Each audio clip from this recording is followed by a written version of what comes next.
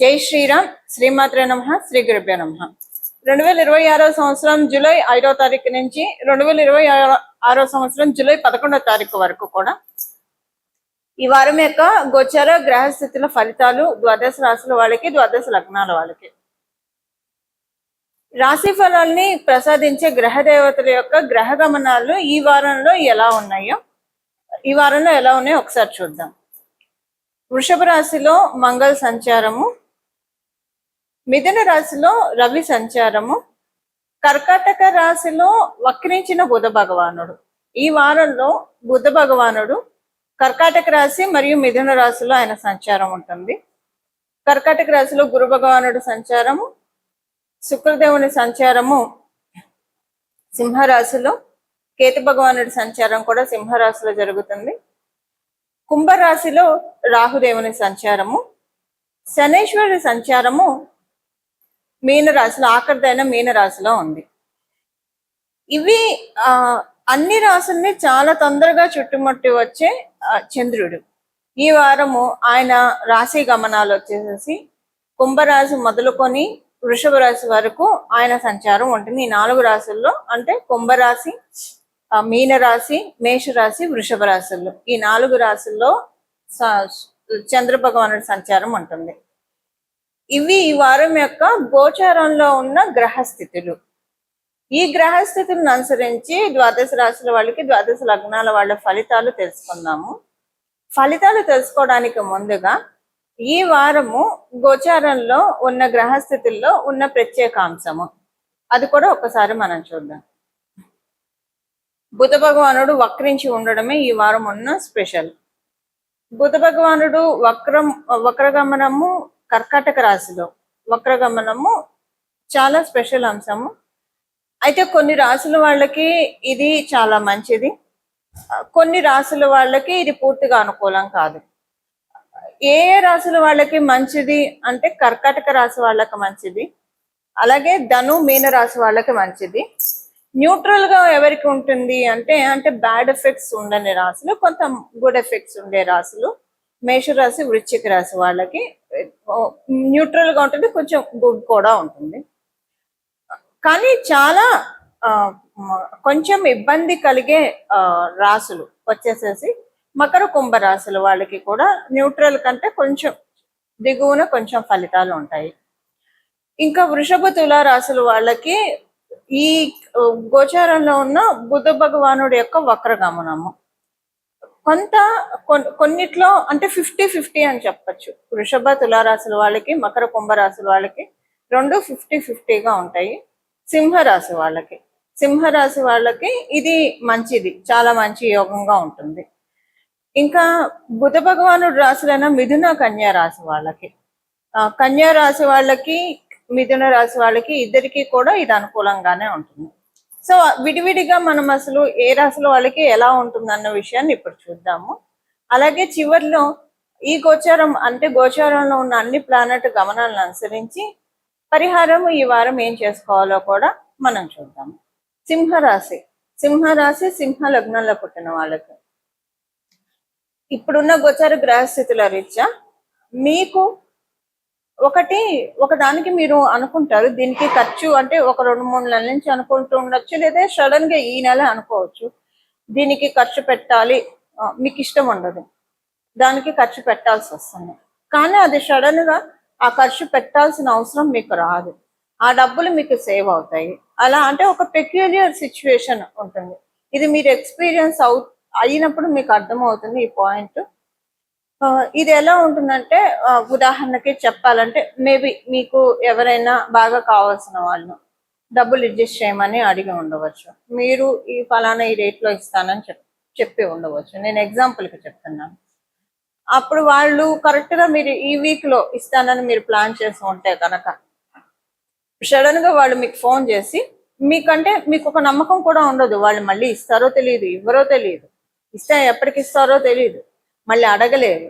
అలాగా మీకు donation aspect లో ఇస్తేనే ఇవ్వాలని ఒకటి ఉంటుంది. అలాగని చూస్తూ ఊరుకోలేరు. అంటే ఎగ్జాంపుల్ గా చెప్తున్నా, వాళ్ళే ఫోన్ చేసి అవసరం లేదు మాకు డబ్బులు సమకూరే అంటారు. అప్పుడు మీరు అమ్మయ్య అనుకుంటారు. సో అలా అంటే నేను ఎగ్జాంపుల్ కి చెప్తున్నాను. అలా మీకు ఇది అవుతుంది.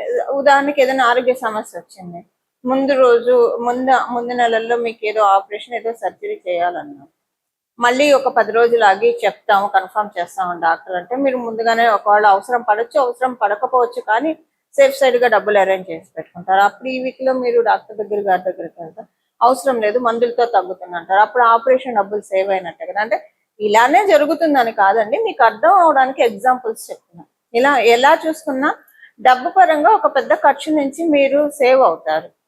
సేవ్ అయ్యి ఒక్కోసారి సడన్ లాస్ జరిగింది అంటారు, సడన్ ప్రాఫిట్స్ కూడా జరుగుతాయి. లైఫ్ అంటే అన్ని ఉంటాయి కదా. ఇప్పుడు సడన్ ప్రాఫిట్ కి ఇది ఒక చక్కటి సదావకాశం. వివాహ ప్రయత్నాలు చేయడానికి అనుకూలమైన సమయం. విద్యార్థులందరికీ కూడా చాలా చక్కటి శుభ సమయంలో ఉన్నారు. పైగా మీరు విద్యార్థులు అయితే కనుక మీరు దూర ప్రాంతాలను వెళ్ళి చదువుకోవాలని ప్రయత్నిస్తూ ఉంటే దానికి అవకాశం చక్కగా ఉంది. ఆల్రెడీ మీరు గత సంవత్సరంలోనే ఈ సంవత్సరంలోనే దూర ప్రాంతం వచ్చి చదువుకుంటున్నారంటే ఇంకా మీకు చాలా బేషుగ్గా ఉంటుంది.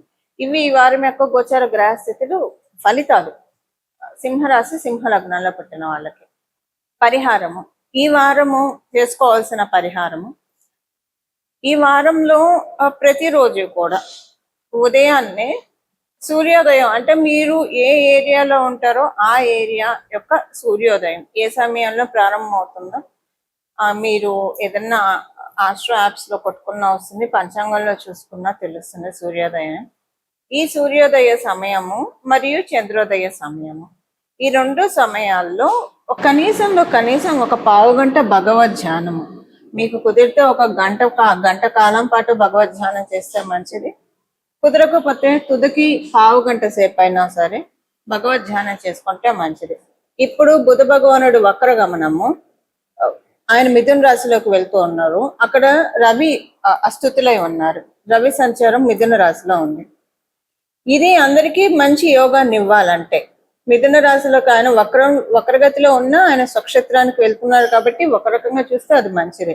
అక్కడ రవి ఆల్రెడీ ఉన్నాడు కాబట్టి సూర్యోదయ సమయం చంద్రోదయ సమయం 15 నిమిషాలు అంటే గంటలో స్టార్ట్ అయిన 15 నిమిషాల్లో చేయొచ్చు, లేదా సూర్యోదయం అయిన గంటలోపు మీకు ఏ టైంలో కుదిరితే ఆ టైం గంటలోపు ఒక 15 నిమిషాలు మీకు ఇష్టమైన భగవద్ ధ్యానం చేయండి, చాలా మంచిది. ఒక 15 నిమిషాల పాటు చేయడం వల్ల దీనివల్ల ఏంటంటే యోగాలకి మేల్కొల్పు. పరిహారము, ఈ వారం చేసుకోవాల్సిన పరిహారము, ఈ వారం రోజుల పాటు కూడా బుధ భగవానుడు ఆయన రాశి కర్కాటక రాశి మరియు మిథున రాశిలో సంచారం జరుగుతుంది, వక్రగతిలో ఉన్నాడు కాబట్టి. మిథున రాశిలో రవి సంచారం ఉంది, రవి సంచారం ఉండడం వల్ల ఈ వారం మొత్తం కూడా ఈ పరిహారం చేసుకోవడం వల్ల చాలా సింపుల్ రెమెడీ ఇది చేసుకోవడం వల్ల చాలా మంచి రిజల్ట్స్ ఉంటాయి. ఈ పరిహారము ఉదయాన్నే సూర్యోదయమైన గంట లోపల మీకు ఆస్ట్రో యాప్స్ లో వస్తుంది సూర్యోదయ సమయము, పంచాంగంలో చూసుకున్న సూర్యోదయం ఏ సమయానికి ఉందో తెలుస్తుంది, అలాగే చంద్రోదయం ఏ సమయంలో అవుతుంది. ఈ రెండు చూసుకోండి. ఈ రెండు చూసుకొని ఆ సమయంలో ఉదాహరణకి సూర్యోదయము 6ంటికి మొదలైంది అనుకోండి, ఇప్పుడు ఎండాకాలం కంటే 6ంటికి 5:45 5:50 ఇలా స్టార్ట్ అయిపోతుంది. చలికాలం అంటే 6:30 ఒక్కొక్కసారి 7ంటికి కూడా స్టార్ట్ అవుతుంది సూర్యోదయం. సో ఆ టైంలో ఒక గంట లోపల ఒక పావు గంట సేపు మీకు కుదిరితే గంట సేపు లేదా ఒక పావు గంట సేపు మీకు ఇష్టమైన దేవత ఆరాధన ధ్యానము చేస్తే కనుక చాలా మంచి ఫలితాలు ఇస్తుంది. మీ జన్మ జాతకంలో బుధ బలం బాగోకపోతే this is the right time మీ బుధ బలాన్ని పెంపొందించుకోవడానికి. బుధ బలం కావాలి, ఎందుకంటే మనకి వెల్త్ సిగ్నిఫికేటర్ ప్రతి ఒక్కొక్క దానికి ఒక్కొక్క గ్రహం కారకత్వం వహిస్తుంది. వెల్త్ సిగ్నిఫికేటర్ లో వన్ ఆఫ్ ద ప్లానెట్ బుధ భగవానుడు. ఆయన ఇచ్చే వెల్త్ చాలా బాగా ఉంటుంది, బ్యూటిఫుల్ గా ఉంటుంది. అంటే ఇప్పుడు కొంతమందిని మనం చూస్తే కనుక ఉదాహరణకి మనకి అందరికి అర్థమయ్యే ఎగ్జాంపుల్ చెప్తాను. సచిన్ టెండూల్కర్ గారిని తీసుకున్నాము. ఆయనకి బుధ బలం ఎంత బాగా ఉందంటే చూడండి ఎంత ప్రశాంతంగా ఉంటారు. ఆయన ఎక్కువ ఆరాట పోరాటాలు లేకుండా, అలాగే ఎంఎస్ ధోని గారు వీళ్ళిద్దరూ కూడా బుధ బలం అంటే ఎంఎస్ ధోని గారికి వేరే ప్లాన్ స్ట్రెంత్ కూడా ఉంది, బట్ సచిన్ టెండూల్కర్ గారికి బాగా బుధ బలం ఉంది. సో ప్రశాంతంగా ఆయన చాలా ఎర్లీ ఏజ్ లో క్రికెట్ లో ఎంటర్ అయ్యారు. ఇప్పుడు చాలా ప్రశాంతమైన జీవితం గడుపుతున్నారు. ఆయనకి ఎన్నో అవార్డ్స్ వచ్చాయి. రాజకీయాల్లో మంచి సముచిత స్థానం, గౌరవం దక్కింది. బుధబలం బాగా ఉంటే అంత చక్కగా ఉంటుంది. ఎక్కువగా పాలిటిక్స్ లోకి లోన్ అవ్వకుండా, అసలు లేకుండా ఎవరికి ఉండదు. కాబట్టి అది మినిమం అసలు లెక్కలోకి రాని పాలిటిక్స్ తోటి చాలా చక్కగా వారు లైఫ్ లో ఎదగడం మనం చూసాం. వాళ్ళ లైఫ్ లో వారు ఎదిగారు. అలాంటి బలం కావాలంటే ఎవరికైనా సరే బుధుడు అనుకూలంగా ఉంటే ఇలాంటి వరం మనకి చేకూరుతుంది. మీ జన్మ జాతకంలో బుధ బలం ఉంటే ఇది ఇంకా డబల్ అవుతుంది. బుధ బలం లేకపోతే ఇప్పుడు పెంచుకోవడానికి ఇది ఒక సదావకాశం. దీనికి చేయాల్సింది ఏమీ లేదు.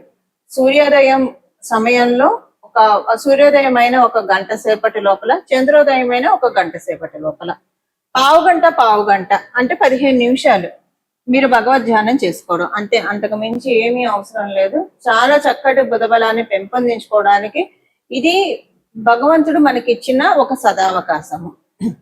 మీకు కుదిరితే గంట సేపు చేస్తే ఇంకా మంచిది. ఈ విధంగా బుధ బలాన్ని పెంచుకొని, అంటే బుధుడుకి అధిదైవం విష్ణుమూర్తి, ఆయన స్థితికారకుడైన శ్రీమన్నారాయణ యొక్క కటాక్షం వల్ల మన స్థితి ఎప్పుడూ కూడా బాగా ఉంటుంది. అప్స్ అండ్ డౌన్స్ ఉండవు. బుధబలం బాగా ఉంటే అప్స్ అండ్ డౌన్స్ లైఫ్ లో ఉండవు. అనుకుంటూ ఉంటారు కదా, ఒకప్పుడు ఒక వెలుగు వెలిగారు, తర్వాత పడిపోయారు. ఇలాగ కొంతమంది అయితే వాళ్ళకి అంటే స్నేక్ అండ్ లాడర్ లాగా ఉంటుంది వాళ్ళ లైఫ్ అని చెప్తూ ఉంటారు. అదే కదా అప్స్ అండ్ డౌన్స్. ఇలా లేకుండా ఎప్పుడూ కూడా లైఫ్ అప్ అలాగే డౌన్. ఒకవేళ అన్ని వేళలా మనకి టైం అనుకూలంగా ఉండాలని ఎప్పుడూ ఉండదు లైఫ్ లో.